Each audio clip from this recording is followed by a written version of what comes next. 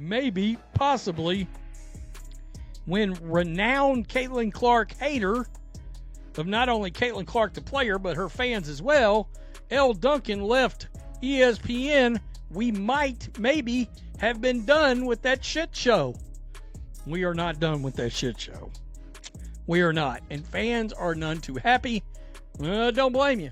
That reaction alone tells you everything you need to know about how WNBA fans feel about this announcement. USA Network has officially revealed its studio host for the upcoming season, and the response has been overwhelmingly hostile. The choice is a commentator who has built an entire public persona around antagonizing the league's biggest star and her fan base, which makes the decision even more puzzling. For a network supposedly trying to capitalize on the WNBA's record-breaking growth and expanding audience, it raises a simple but glaring question.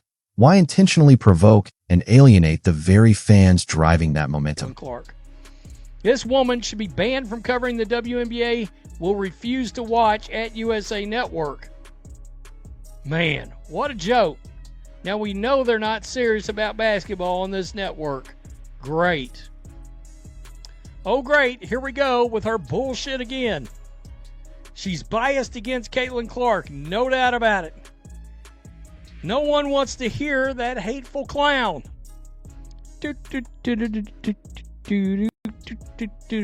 Dead on arrival isn't hyperbole when you look at the actual reaction from fans across social media.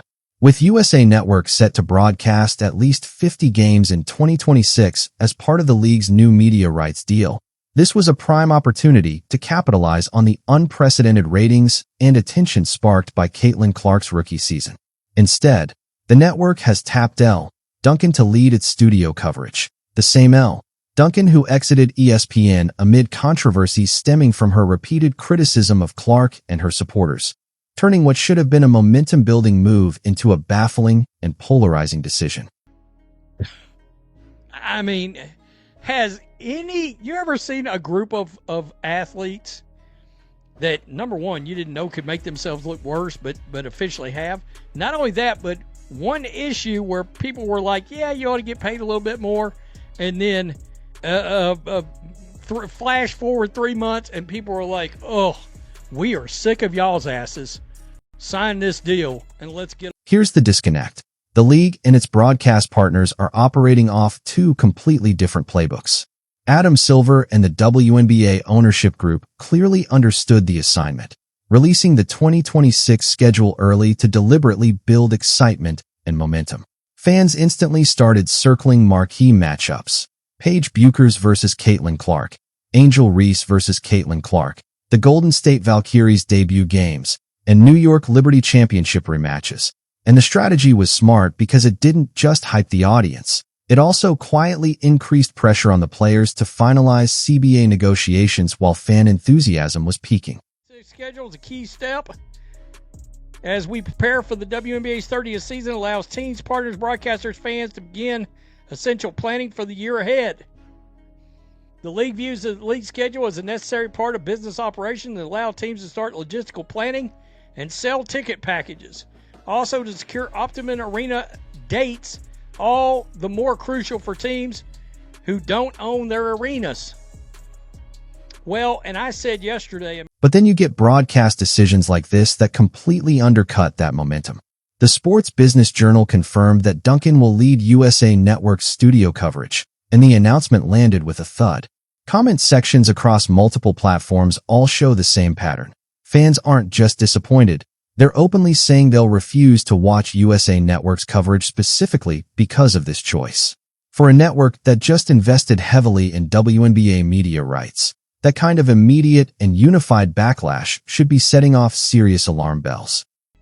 Race bait is about to go crazy. Correct. Because if you don't check those boxes, Elle Duncan said you just might as well not even try. Little cringe action right there. Great. Another person who hates Caitlin. Not a serious league. She needs to go away. She's so ignoring. The irony is hard to miss. Throughout the CBA negotiations, the players' union released statement after statement demanding better treatment, higher salaries, and improved working conditions, even launching campaigns that urged fans to pressure ownership. And at first, the fan response was largely supportive because the league's growth made those demands seem reasonable. But over the course of those 3 months, something shifted. Fans watched players repeatedly turn down offers that would have nearly tripled their salaries by the end of the deal, while the messaging machine kept pushing the same talking points even as the reported numbers suggested ownership was making legitimately strong proposals, and public opinion flipped sharply as a result. The players refused to sign. We see that they're getting nearly 9 times raise by the end of the next CBA if they would just sign it. And with all that momentum, Adam Silver said, boom, here's the schedules. Y'all get fired up. Y'all get excited. Y'all start circling games. And everybody was like, oh, Paige and Caitlin, Angel and Caitlin, blah, blah, blah, and Caitlin, Golden State in my case, Golden State Valkyries, Caitlin. Because that's a fun. Now you're left with a bizarre situation where the league's business side is executing a smart, coherent growth strategy. The players are fumbling their own PR battle, and broadcast partners are making talent decisions that actively alienate the core audience driving that growth. USA Network had a clean slate and a real opportunity to position itself as the pro-basketball, pro-entertainment alternative, but instead it's tied its brand to someone fans explicitly identify as anti-Caitlin Clark. And Clark is the ratings engine. This isn't opinion or hype. It's a documented reality backed by last season's viewership data. Players go without signing it, the matter the fans are going to get. Y'all ought to be mad anyway, because guess what? We don't know where players going, and Toronto and Portland don't know who the hell's going to be on their team yet. Tell me what you think. Peace. I'm out. Till next time. Thanks for watching the show. Be sure to... This moment is significant for the league's trajectory because the WNBA has just secured major media deals that were meant to deliver broader coverage, diverse perspectives, and real audience growth, with the early schedule release designed to build momentum months before tip-off and help teams, especially those without their own arenas, sell ticket packages and secure premium dates. But broadcasting is about more than airing games. Studio coverage shapes narratives, influences first-time viewers, and frames the storylines that define a season, which is why choosing a studio host with a documented history of dismissing the very player who brought millions of new viewers into the league creates an immediate credibility gap with the audience the league is trying to grow.